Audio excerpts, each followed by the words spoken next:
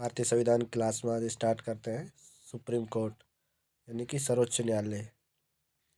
भारतीय संविधान भाग 5 में सर्वोच्च न्यायालय का उल्लेख है, जो अनुच्छेद 124 से 147 तक आर्टिकल में उल्लेख किया गया है। सर्वोच्च न्यायालय के गठन, अधिकार, क्षेत्र एवं शक्तियों का वर्णन करेंगे और इन पर विशेष रूप से प्रत्येक आर्टिकल पर चर्चा करेंगे। देखते हैं आर्टिकल 124। सुप्रीम कोर्ट के गठन संबंधी प्रावधान आर्टिकल 124 में दिया गया है।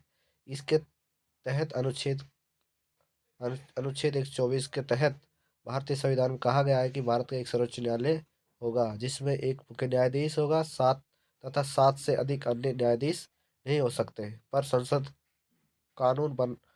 के कानून द्वारा न्यायाधीशों की संख्या को बढ़ाया जा सकता है। मूल संविधान में 7+1 यानी कि 8 टोटल न्यायाधीश थे, जिनमें एक CGI chief justice of India यानी मुख्य न्यायाधीश होगा, 7 अन्य न्यायाधीश होंगे। जबकि वर्तमान में 33 न्यायाधीश और एक मुख्य न्यायाधीश यानी सीजीआई यानी टोटल 34 न्यायाधीश वर्तमान में है। 48वें मुख्य न्यायाधीश NV रमन्ना। 49वें जो मुख्य न्यायाधीश हैं इंडिया के, वे उदय उमेश ललित, एंड जो वर्तमान में 9 नवंबर 2022 को जो शपथ ली है, DY चंद्रचूड़, जो हमारे 50वें मुख्य न्यायाधीश हैं। मुख्य न्यायाधीशों का कार्यकाल संविधान में सर्वोच्च न्यायालय के न्यायाधीशों का कार्यकाल तय नहीं किया गया है। हालांकि इस संबंध में निम्न 3 प्रावधान किए गए हैं। वह 65 वर्ष की आयु तक पदासीन रह सकता है। उसके मामले में किसी प्रश्न के उठने पर संसद द्वारा स्थापित संस्था इसका निर्धारण करेगी। वह राष्ट्रपति को लिखित त्यागपत्र देकर अपना पद त्याग सकता है।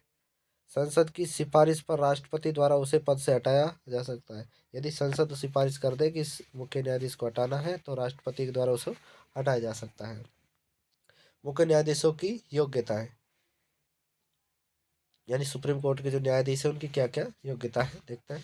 तो भारत का नागरिक होना चाहिए, किसी हाई कोर्ट में कम से कम पिछले 5 वर्षों में न्यायाधीश रहा हो, या किसी हाई कोर्ट में कम से कम 10 वर्षों से वकालत कर रहा हो। राष्ट्रपति की नज़र में एक अच्छा कानून जानकार हो, अच्छा कानून का। न्यायाधीशों की नियुक्ति कैसे होगी? न्यायाधीश की नियुक्ति राष्ट्रपति के द्वारा की जाती है। 1950 से 1993 तक राष्ट्रपति के द्वारा मंत्रिपरिषद की सलाह पर नियुक्त की जाती थी, लेकिन 1993 से वर्तमान तक राष्ट्रपति के द्वारा कॉलेजियम की सलाह पर न्यायाधीशों की नियुक्ति की जाती है। कॉलेजियम एक न्यायाधीशों को नियुक्त करने के लिए एक प्रणाली है, जिसमें एक CGI and chief justice of India और 4 अन्य न्यायाधीश होंगे सुप्रीम कोर्ट के। 5 लोगों की कॉलेजियम प्रणाली है, जो तय करेगी कौन न्यायाधीश होगा, और राष्ट्रपति को सलाह देंगे। सीजीआई मुख्य न्यायाधीश की नियुक्ति का उल्लेख संविधान में नहीं है, और परंपरा के अनुसार जो परंपरा चल रही है, राष्ट्रपति के द्वारा सुप्रीम कोर्ट के सबसे वरिष्ठ न्यायाधीश को मुख्य न्यायाधीश नियुक्त किया जाता है, यानी कि वरिष्ठतम न्यायाधीश सुप्रीम कोर्ट का CGI chief justice of India नियुक्त किया जाता है। लेकिन इसका दो बार उल्लंघन हो चुका है। 1973 अजीत नारे और हम 1977 हमीदुल्ला बेग।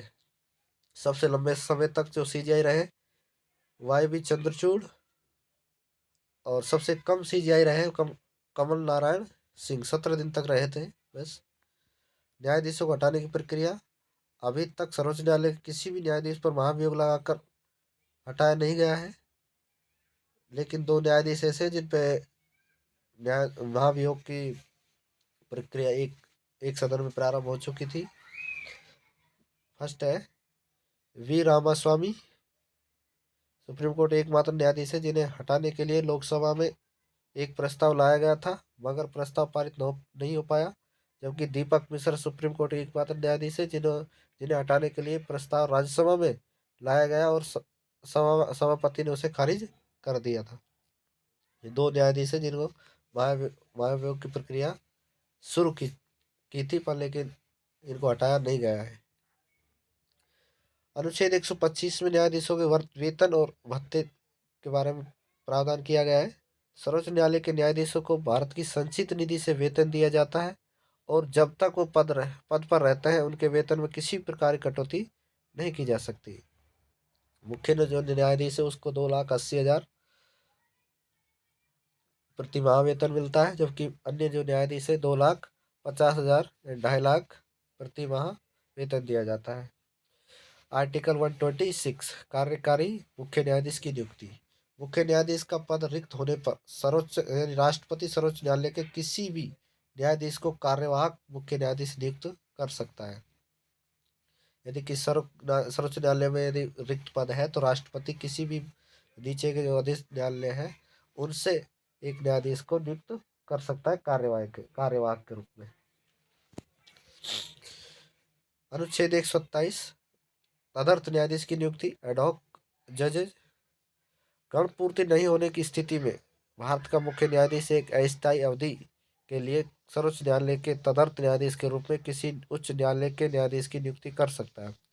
वह संबंधित उच्च उच्च न्यायालय के मुख्य न्यायाधीश के साथ परामर्श और राष्ट्रपति की पूर्ण सहमति के बाद ही ऐसा कर सकता है, यानी तदर्थ न्यायाधीश नियुक्ति कर सकता है अनुच्छेद 127 के तहत। अनुच्छेद 128 सेवानिवृत्त न्यायाधीश यानी गणपूर्ति नहीं होने पर सीजीआई राष्ट्रपति से सलाह करके सेवानिवृत्त न्यायाधीशों को सुप्रीम कोर्ट में नियुक्त कर सकता है। यदि कोई सेवानिवृत्त यानी कि सेवानिवृत्त हो चुका है उसको अनुच्छेद 128 के तहत सुप्रीम कोर्ट के सीजीआई राष्ट्रपति की सलाह पर उसको नियुक्त कर सकता है कुछ समय के लिए। अनुच्छेद 129 उच्चतम न्यायालय का अभिलेख न्यायालय होगा। सर्वोच्च न्यायालय की शक्ति है क्षेत्राधिकार अपीलीय क्षेत्र अधिकार है। अनुच्छेद 132 के अंतर्गत देश का सबसे बड़ा अपीलीय न्यायालय सर्वोच्च न्यायालय है। इसे भारत के सभी उच्च न्यायालय के निर्णयों के विरुद्ध अपील सुनने का अधिकार है।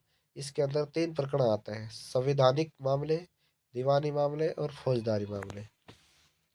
पुनर्विचार संबंधी क्षेत्राधिकार है इसका आर्टिकल 137 के तहत। अनुच्छेद सर्वोच्च अनुच्छेद 137 के अनुसार सर्वोच्च न्यायालय को यह अधिकार प्राप्त है कि वह समय के द्वारा दिए गए आदेश या निर्णय पर पुनर्विचार कर सकता है तथा यदि उचित समझे तो उसमें परिवर्तन भी कर सकता है। यदि कोई आदेश दिया गया है तो उस पर दोबारा से सुनवाई कर सकता है सुप्रीम कोर्ट। रिट अधिकारिता अनुच्छेद 139 के अनुसार संसद सुप्रीम कोर्ट को मौलिक अधिकारों के अलावा अन्य मामलों में भी रिट जारी करने का अधिकार प्रदान कर सकते हैं। यानी कि आर्टिकल 32 के तहत जो रिट जारी की जाती है इनके अलावा भी अनुच्छेद 139 के तहत सुप्रीम कोर्ट में रिट जारी की जा सकती है। सलाहकार क्षेत्राधिकार अनुच्छेद 143 के अनुसार राष्ट्रपति संवैधानिक मामलों में सर्वोच्च न्यायालय से परामर्श ले सकता है, पर सलाह को मानना या ना मानना राष्ट्रपति पर निर्भर करता है। कुछ महत्वपूर्ण तथ्य हैं। भारत के किस मुख्य न्यायाधीश ने राष्ट्रपति के रूप में काम किया था? मोहम्मद हिदायतुल्लाह, जो राष्ट्रपति भी रहे हैं। और सुप्रीम कोर्ट की सबसे पहली महिला न्यायाधीश जो थी फातिमा बीवी, ये जो मुख्य न्यायाधीश रही थी महिला। तो आज की क्लास में ये बस इतना ही। अगली नेक्स्ट क्लास में देखते हैं राज्य विधानमंडल। तो थैंक यू।